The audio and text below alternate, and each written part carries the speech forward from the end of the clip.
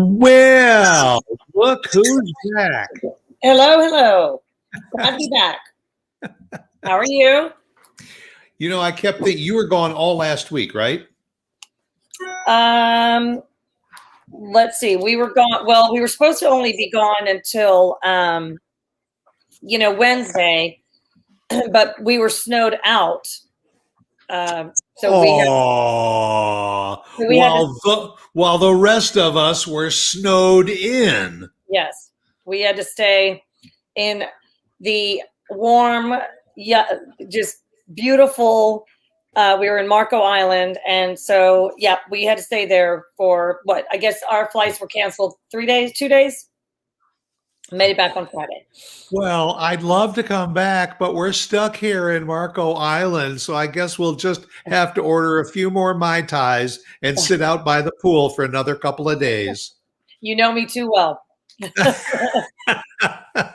Yeah, well, we wanted to get back. I mean, we really did. It was kind of a double-edged sword. No, you didn't want to get back. Really did. No, we really did. Really didn't. We were really enjoying ourselves in Marco, but it was kind of a double-edged sword because we were enjoying ourselves, but we knew that all kinds of chaos was going on here on this end, and we were concerned about our house and the pool and all of that. As it turns out, we came out on the other side of the storm okay. We didn't lose electricity while we were gone, or maybe only about an hour, and the water didn't. We had shut off our water before we left, but the water was fine. Our pipes were fine, so we were very thankful. Yeah, we're very thankful. It was. I don't know whether I can compare it to anything else that I remember. I'm still going over this in my head. Yeah. Because I got my first COVID shot yesterday. Yay! I'm thrilled. But when I got there to get my COVID shot, I got out of the car, which I had the air conditioning on. It was 81 degrees yesterday afternoon.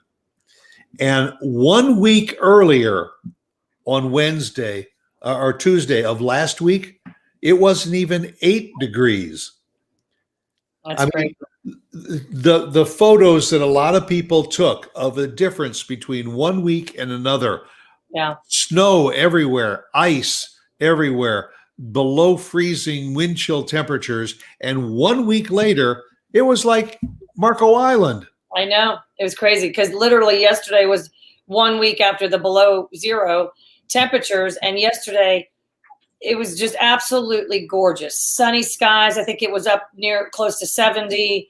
It was beautiful. It's just absolutely crazy that in 1 week the weather could change so dramatically. Yeah, it was. But what was really great about it, if I can say there was something great about last week, we didn't have much power.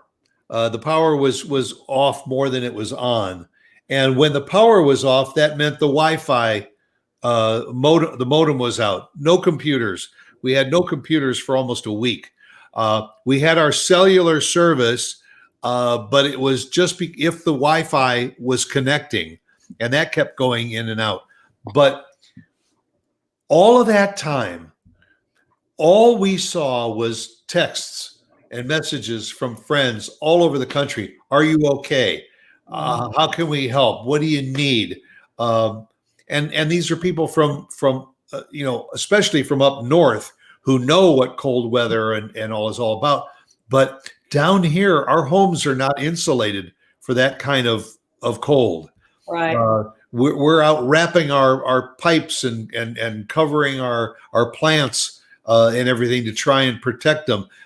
The first day after it snowed, I guess that must have been Sunday it started snowing, so it must have been about Monday afternoon. I went out and my next door neighbor was shoveling her drive, and I went out and I started shoveling my drive. About that afternoon, after I finished with the drive, I came in for a while to warm up, and I went out earlier to shovel the front walk. My next door neighbor had shoveled my front walk. Yeah. And it was such an act of kindness, and I saw that up and down our block. all over the city. I finished just doing this morning, doing a show on someone you should know, about a couple of people up in the McKinney area that own Jeeps. And I didn't even know that there was a Jeep club in North Texas, but these Jeepers got together en masse to help transport hospital workers home after their shifts because there was too much ice and snow. They were picking up firefighters and frontline workers to get them from their homes to their jobs where they were needed. And to me, these are the acts of kindness that number one are not often mentioned, and number two are sometimes overlooked. Mm-hmm. And you probably heard about it from where you were, but there were people in every neighborhood that were just checking with their neighbors. I just made a pot of soup. Can you use a container of soup? Anything to help the neighbors. Yeah. It was great. And I liked your idea when you and I were talking about our topic for today, because you're right. Acts of kindness are sometimes overlooked or just completely not done. But a lot of times too, they're taken for granted, and you just don't really expect or really appreciate when those acts of kindness are bestowed upon you. So I like this topic because it actually hit home for me personally, because to your point, we were gone during the storm, and we were concerned about our house and the pool. We knew that the kids were all safe and sound where they were. But was your son able to get over to the house to check on it? Well, so actually, my son and his fiance were in Colorado skiing. Oh. So they were not home. Us Loics. Yeah. That's right. Hey, if there's trouble, we're going to get out of town. Well, he had, of course, this trip planned, as did we. Our trip was to celebrate a dear friend's 70th birthday. So it's been planned for almost a year. Yeah. And who would have thought that we would have, had this record breaking, temperatures and snow and ice. But anyway, so Matthew and Jenna were in Colorado. They were to fly back on Wednesday, as were we. Our flight was canceled. Theirs was not even a minute delay. So they got on their flight just fine and got home to their apartment. They did have a flood damage in their apartment. So their apartment did not fare as well as our house. In fact, they came over to our house on Friday when we got home, because their living situation, even still today, is very it's not pretty. They've got a flood in the master bathroom closet. Their closet was so flooded that and since they were gone and the electricity was off, right, when they got back on Wednesday, their closet, which is carpeted, was covered in ice. Their shoes that were left on the floor, and anything that was left on the floor was actually iced onto the floor, onto the carpet. It was crunch, crunch, crunch. So it was a real mess. And so apartment living is a little bit different than living in a house, because you're at the mercy of the leasing office, the management company. They're the ones that have to find the people to come in and repair and all that.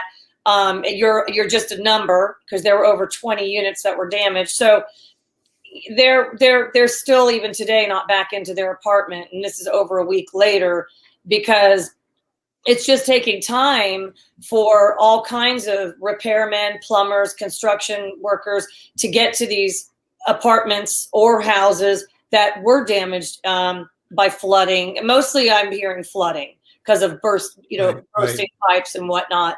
I've heard some real doozies out there. People who've lost their entire downstairs, furniture. We just really count our blessings. We were really very fortunate that we didn't experience anything to that degree. I will tell you, and this is when you said you wanted to talk about kind of acts of kindness, people helping people during these times of crisis, whatever.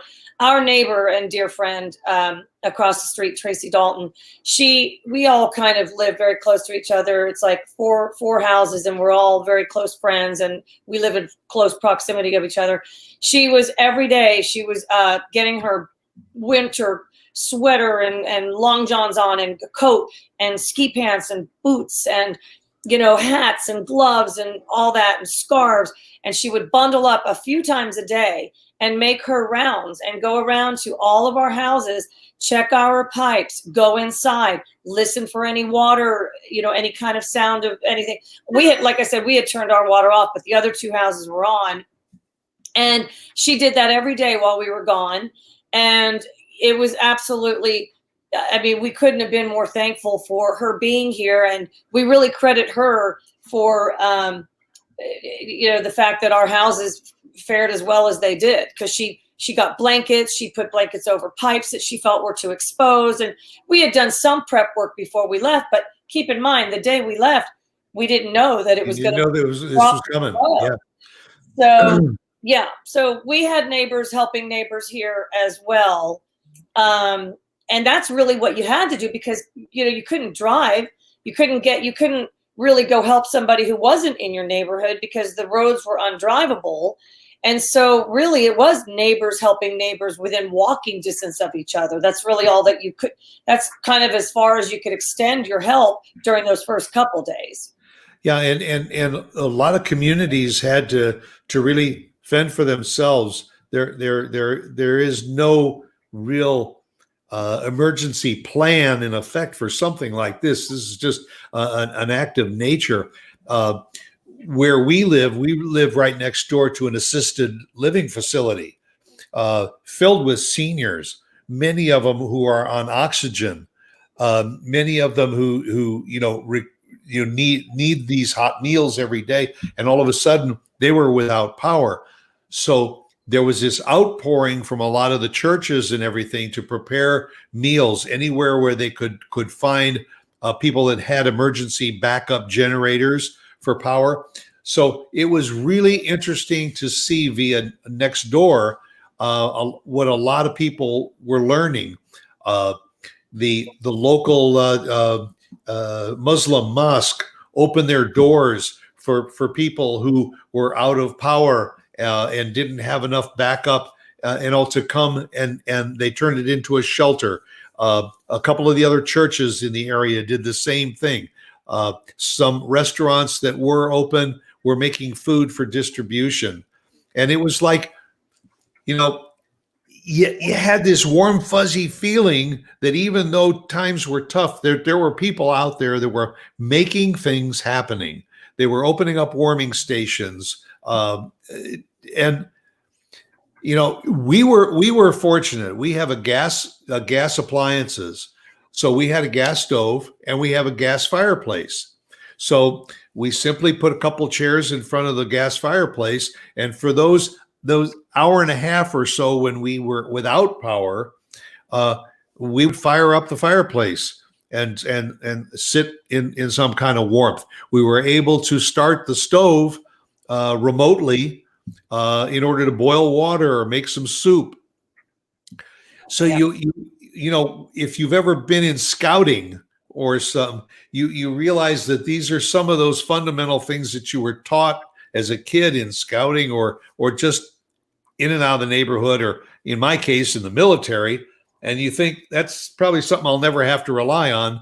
And now all of a sudden you put that stuff to work. You realize, you know what? I'm going to put on those sweatpants and I'm going to put them on over my jeans, and I'm going to add another sweater and put on a cap and wear it in the house. And I may look like hell, but I'm going to stay warm. Well, you're not far off of describing what my parents actually had to do. I mean, they weren't rubbing two sticks together or anything, but they did lose electricity for a couple days, and they were so cold, and really they couldn't get out and get anywhere, and their phones were not working because they couldn't charge their phones. and their landline wasn't working because it plugs into the wall. Right. And they literally found themselves almost one full day in bed under the covers, dressed in layers to stay warm, with their 2 cats also under the covers to stay warm that day. And it's actually really a very scary thought to think of that. People that were in that kind of situation. And really, there wasn't anybody who could even really get in to check them, and they couldn't get out. People were really trapped for a couple days there. They were really trapped. And that's a scary thought. Fortunately, they did get their electricity back on the 3rd day, and they were able to get around and they're okay. And they didn't lose their water's fine. They didn't have bursting pipes or anything like that. But it was the electricity. It was that rollout that was happening here. Right. It was a brown rollout. Now, we didn't have our electricity go out, but maybe for about an hour the whole time. And we believe it's because where we live here, it falls into the same grid as the hospital and police station. And so we were told that, I don't know that this is true, but that because we share the same grid as those 2, businesses or facilities or buildings, whatever, Right. that we were spared a little bit of more, electricity shut off. So, but it really is, scary to think about those days where people were, and you were talking about neighbors helping neighbors and people helping people. You have to know the people who need the help. And so I think that when you live in a neighborhood like yours or mine or my parents, people know each other for the most part, or maybe you don't know the next door neighbor, but you know that you've seen perhaps an elderly couple coming and going. So Right, you know that right. you can crunch on over there in the snow and ice and knock on the door and check on them. And that's what a huge benefit that comes from living in kind of an established neighborhood, not too rural, but those people who are in the rural areas or people who live alone and perhaps don't know people, how do you know to check on those people? And those are the people that really need to be checked on. So I know that there were some very, very devastating stories that came out of this snowstorm because of those people who found themselves all alone in that terrible snowstorm. And some devastating things did happen, not only just to houses or homes, but to people. Of course, the day that we were left was that huge pileup on 35, which was devastating, and that was weather related. And it only spiraled downward from that day on for the following week. Yeah. And I do have to say that I was disappointed in one area, and that was that after a couple of days, we did venture out to go to the store because we needed to get a few things, and I felt, I guess maybe it's part stupidity and part my upbringing from up north, I felt like I could at least get from here to the Kroger store, which is only a mile away. But when I got there, I was absolutely blown away at the hoarding that people again took advantage of. There was no water. People were leaving the store with and these people that have 4-wheel drive vehicles, big vehicles that could contend with the elements, but the stores didn't step up to say, hey, listen, 3 bottles of water per person or something. People were walking out we were without water. I mean, bottled water available for 2-3 days. The canned goods shelves were like wiped out. It was almost like we were going through the early COVID times with the toilet paper, right, and all of that. People weren't being compassionate in that regard, in order to say, look, this is not going to last forever. The snow is going to go away, and also I'll take an extra couple of bottles of water. But they were literally walking out with baskets filled with everything from gallons to the small bottles, anything they can get their hands on. Eggs. The stores didn't keep that from happening. That surprises me. Yeah, well, they did about 3 days or 4 days into it, but by that time it was almost too late. Yeah. You couldn't find any kind of salt. I mean, people were buying up salt shakers just so they could have salt to put on the ice. It was amazing, and it was disheartening. Yeah. Because that's not to me part of what being compassionate in times of duress is all about.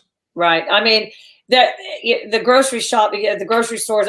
But when we got back, I could still see that it had been very, well picked over. But probably by the weekend, it was fully stocked, at least my local stores here. So they did come back quickly. But you're right. Those people who were beginning to hoard in the very beginning of all this, everybody, I think people panic. I think people just start to panic, and they start to, kind of see themselves without these necessities, and they just want to make sure they have enough. But you need to be the kind of person to stop and just think and say, okay, well, we need to spread the wealth. We need to share. We need to make sure that we can. I have a friend who was here during the storm, and she and her husband did not lose electricity, but they turned it down, and they conserved, even though they had plenty of electricity and water, they conserved because they knew that was the right thing to do to try to get everybody else kind of, back up and running. And it's those little acts that if people remind themselves that to do, it helps the whole situation. My daughters are down at Baylor, as you know, and my one daughter, who's a senior, lives in a house, and the owner of this house, a couple properties there, didn't need to do this, but of course, I'm sure it was to his advantage to do this. But he called the girls, and he checked on the girls a couple times during the week, and and also gave them things to do to help, keep the running water and keep pipes from freezing and all that. And he called them a few times actually, just to check on them and to make sure that they were doing the right things and taking care of the house and each other. My other daughter is in a dorm, and her dorm was really one of the few dorms that did okay. They didn't lose electricity, and they didn't lose water. They didn't have any flood damage or anything like that. But some of the other dorms did, which meant that the cafeterias of these dorms were closed down. Right. Which meant that these kids had to kind of walk to only the dorms that had a cafeteria up and running. Well, they were running out of food and supplies during that time, or at least getting very low on food and supplies. And so it was becoming a little bit of an issue, because these kids were trying to get food and they couldn't go anywhere. They couldn't get delivery. They couldn't go to a restaurant. So, I mean, they were fine. They had plenty enough to survive, but you began to kind of see that happening. And it's a scary thought to think of how long could that have gone on. I read an article actually of a University of Texas professor. Did you read this? He started paying for kids' food, and I don't know the circumstances. I guess it was their dorms maybe experienced a similar situation, but this college professor took it upon himself to kind of reach out. And today, as you and I have talked so often about social media being helpful in so many ways, you're able to kind of put it out there. Who needs this? Who needs what? I'm here. I can offer this. I can offer that. There was a man who did some driving around. I don't know where he lived, but I believe he could have been an Uber driver or some kind of professional driver, or official driver, I should say, whatever. And he was offering his services to drive people if and where they needed to get anywhere or whatever. And he said no Venmo. He didn't want money for it. But this college professor offered up to help buy kids meals. This guy offered up to drive people here and there and wherever they might need it to be or to go. So there was a lot of that going on. And really, we were able to all stay connected, even though we were shut in, snowed in, iced in, whatever. With social media, you could reach out and let people know kind of if you needed help or if you could help somebody. So you did see a lot of it going on. Yeah, and no doubt what we went through will have long-lasting effects. I have a neighbor on the next block that finally, when things let up, over the weekend, I was out walking the dog, and he's got wood flooring. He's got bags of garbage and everything out on his driveway because his pipes burst and it just must have flooded the house. And he's in the process of having to have the entire main floor redone. So, I went over and knocked on the door to find out, if you need some help, let me know. And people are appreciative of it. And oftentimes they don't ask for it. And that's the other aspect of this, is that you want to care for your neighbors, and all. And if somebody is in need and somebody offers a little bit of help, don't be too proud to take it, because they're offering it because out of the kindness of their heart, they do want to help. And also sometimes if it's a matter of, I got some extra blankets. I got some extra sweaters if you need it. Whatever, just ask. I have another friend who opened up her house. I have a friend in Austin and a friend here. Both offered up their houses, and people took them up on it to come in and shower. A couple of them stayed the night. Yeah. It was really very impressive to see people kind of coming to the rescue of those who, and I say coming to the rescue, it was a shower, but still, a nice hot shower. When Matthew and Jenna got to our house on Friday, they hadn't been able to shower since Wednesday. And they both came downstairs and said that was probably the most glorious shower they'd ever taken. So even just a simple shower was a huge thing that you could offer up to people. And I know some people who definitely opened up their warm houses and their homes that did not lose electricity and whatnot. But also, you were talking about your neighbor's damage. I do know some houses that didn't fare as well, and major flooding, especially those houses that have the sprinkler systems in the ceiling. We had heard that those just kind of popped right off the ceiling and flooded. And here's the situation is what I've heard now too, is that it's going to be very hard to find a contractor, construction people, repair, plumbers, whatever, whoever you might need to now go in and you might need to be very, very patient in waiting for your damage to be cleaned up and fixed, is what I've heard. And the other thing is, you call a plumber and they say, well, we can get to you, but it's probably going to be 4 to 6 weeks because they're so backed up. And also, I certainly hope that if people do reach out and do find a plumber, that this gouging doesn't resurface, where a plumber says, yeah, I can come out, but it's I normally charge $30 an hour and it's going to $200 an hour, to take advantage of that situation. We moved here from South Florida, and also every summer we dealt with the hurricane seasons. And people would be prepared. We would go and you would get some extra canned goods, and you'd get some water and extra provisions just in case every year. We had a plan. I doubt that people had that much of a plan here because it came up so quickly, so fast. We knew that we were going to get some snow, but they said they predicted maybe 2 inches, maybe 4 inches, which in northern Texas is enough to shut everything down. But the severe cold we weren't prepared for, because that snow couldn't go anywhere. And as more came down, it just accumulated. And underneath the snow was ice. We weren't prepared for it. Now, hopefully, we've learned. And now, as we move forward, people will be prepared. Go out and buy a bag of ice and put it in the garage just in case something like this happens in next year or the year after that. A bag of ice? Did I say a bag of ice? I mean a bag of salt. Gee. You So would go out. you're just going to add to the problem with the bag of ice.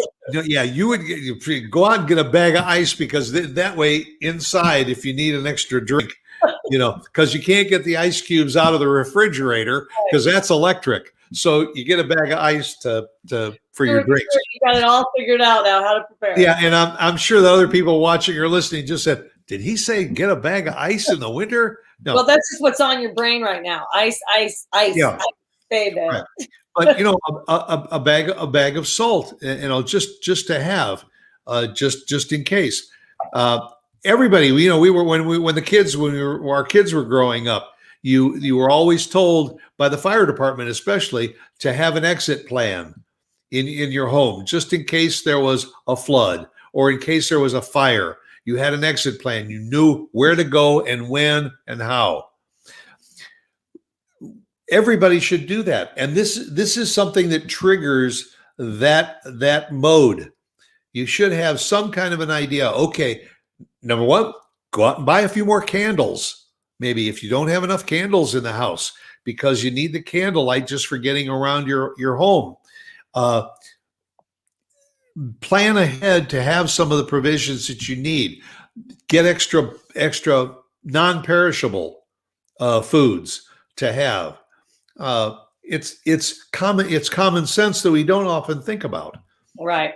But nobody would have expected this to have gone on, dropped so low and gone at so many consecutive days. And I think that's what caught everybody off guard. I think there were people who were preparing just to maybe hunker down for a couple days in their house. And that's why probably you saw a lot of the grocery store hoarding.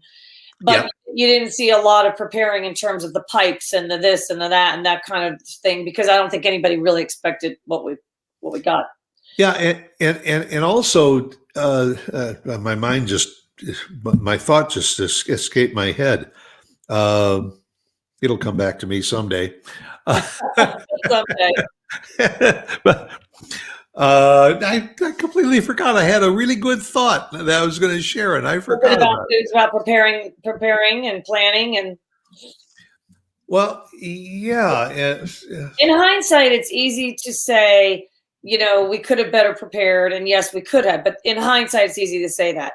I think it was probably in 1940. Like, I don't even know. It was over 50 years ago when we had anything even close to this. So again, I don't know that we could have prepared. Was the weather, because I don't know that the weather was saying what it was going to do. Because I could tell you, if we had seen that, we wouldn't. We did shut our water off, and we did certain things that we needed. We kind of covered up some things on the exterior walls that we felt we needed to cover. We did things like that, but other than that, we didn't, go to the extreme in terms of preparing. Yeah, the thought just came back to me. Good. I knew if I just kind of rambled a little bit, you would. I was getting ready to leave the room and come back. But no, it was the weather forecast. What we wanted to do desperately each day was, and when the power would go on, we would certainly plug our phones in to try and get a little extra power in them. But because we didn't have the Wi-Fi connection, you couldn't go in to get a weather forecast to see what's the temperature outside right now. What's it going down to tonight? Is it going to be any warmer tomorrow? Is it going to be more snow tomorrow? You couldn't find out. You didn't have that connection. And so every day you didn't know what to expect.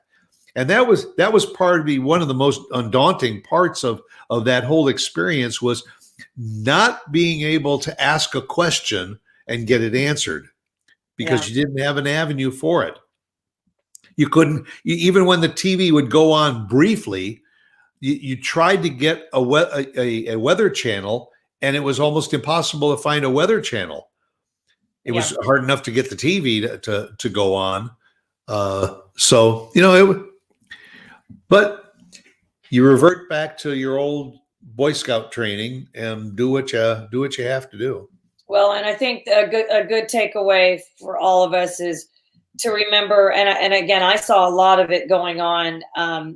Gosh, I read another story of I don't know where this happened, what part of the country, but there was a family that lived in a very kind of hilly neighborhood. And you know, like I know that in Philadelphia and in New Jersey, where I used to live, you could find those neighborhoods that have very steep Right. driveways or streets, very, you know. Anyway, this one family lived kind of down this long street down and kind of by themselves a little bit, and couldn't get out. Nobody could get in, and they couldn't get out.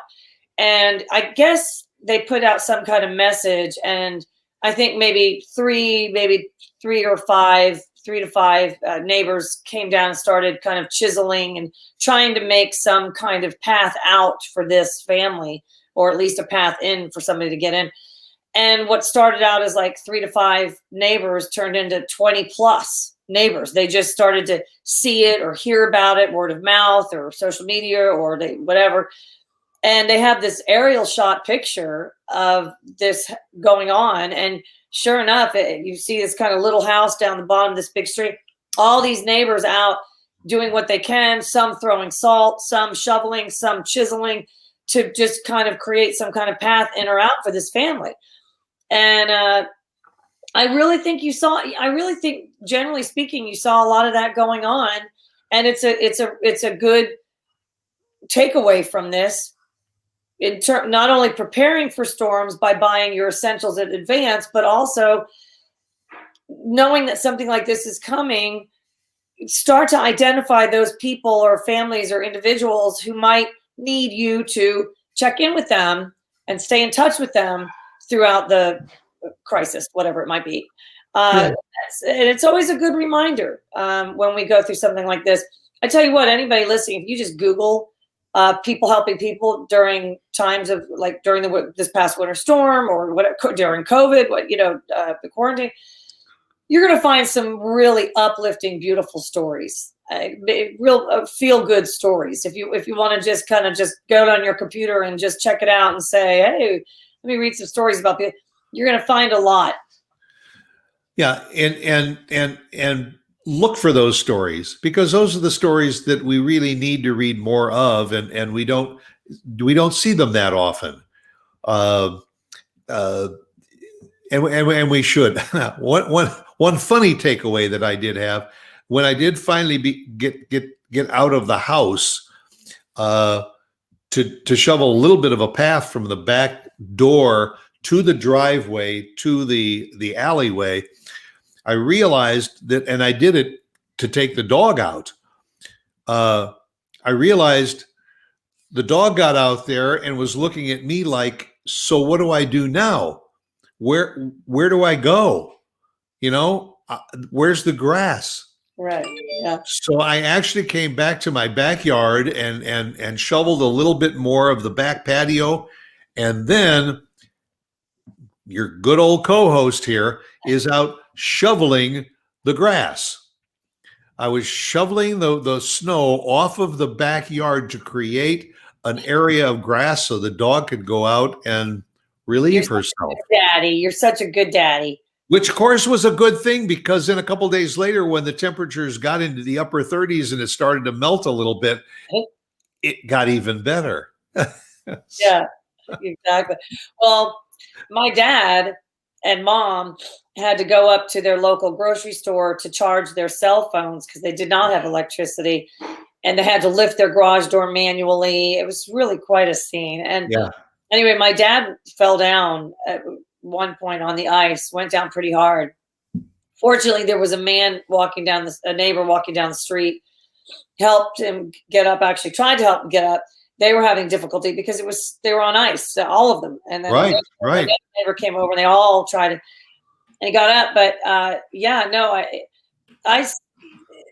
know you were just in your backyard and all that, but I just told my parents, I said, they don't have a dog that they had to let out. They do have 2 cats, but they were fine in the house.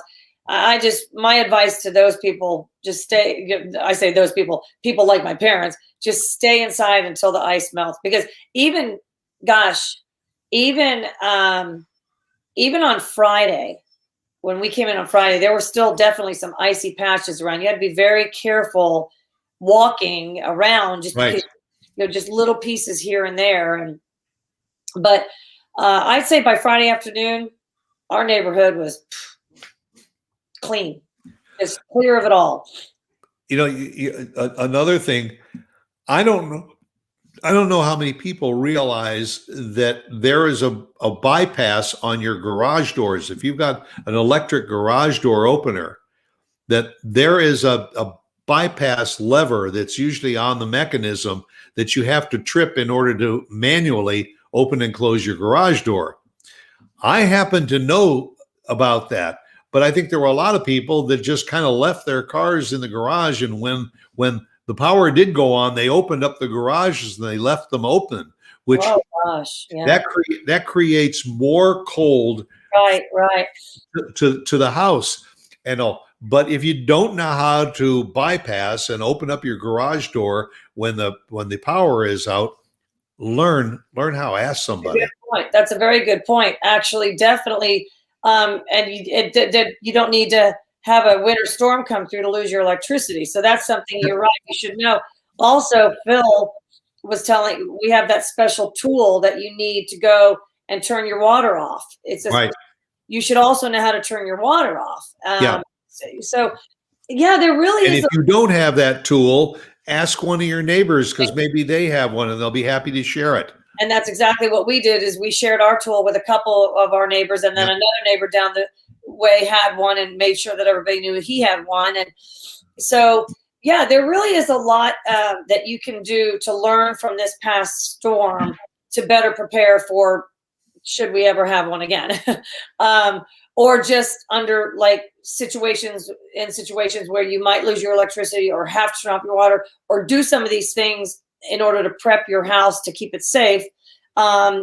Yeah, take the time to I bet it's all over the internet right now. I just ways to prepare for winter storms or ways, whatever. Yeah. So. And by the way, there were some creative minds out there. I saw it posted on Facebook that somebody already came out with a T-shirt that said Snowvid. Oh yeah, I survived Snowvid 21. Yeah. Well, it really is kind of crazy because I mean, the timing of this winter storm, it was just crazy because, of course, with the whole COVID thing. I also saw a funny post, and it was, I don't know the name of the comedian. He's got that crazy blonde, kind of almost white blonde hair, and maybe Chris something, I'm not sure. And anyway, it's this picture of him, and he's just like screaming, and he's got this crazy hair, and he's just got like this screaming expression look on his face. And it says something like, I am so sick and tired of living through historical events. Right. Yeah. Like, we don't want to live through any more historical events right now. It's like, oh. Exactly. Yeah, 10 years from now, we're going to say, well, you remember that winter of 21? Boy, oh boy, that was a winter. I wanted to ask you, speaking of historical events, how was it getting your shot yesterday? Were you in an organized environment? Were there long lines? Were you in and out? Like, what was your experience? Yeah, it was at one of the local medical facilities, Baylor Scott, over by the Star. I had a predetermined time to be there. There were a lot of people, but I got to tell you, it was very efficiently organized. I was there at 1:15 in the afternoon, and so it was the premium time of the day. But conservatively, in the 45 minutes or so that I was there, they probably pushed through 200 people or more. And hats off to all of those, not only the healthcare workers that were part of it, the people that helped to organize and to make this happen in an orderly fashion, but there was a lot of volunteers that were there assisting with the checking in and processing of the people coming through before they went to the healthcare workers to get their shots. It's a long process, and I'll just be patient, get on several lists and then when you finally get an appointment, make sure to go back to some of the other lists that you're on and tell them that I'm already taken care of. You can drop me from your list. Absolutely. That's important too. Well, good. I'm glad you got your first shot, and then you'll have your second, and you'll be good to go. And we'll be good to go. And I'm supposed to get the next shot in another month, and maybe we will get back to whatever that new normal is that we all keep talking about. Yep. Well, thanks a lot. Great being with you again. Glad to have you back into town.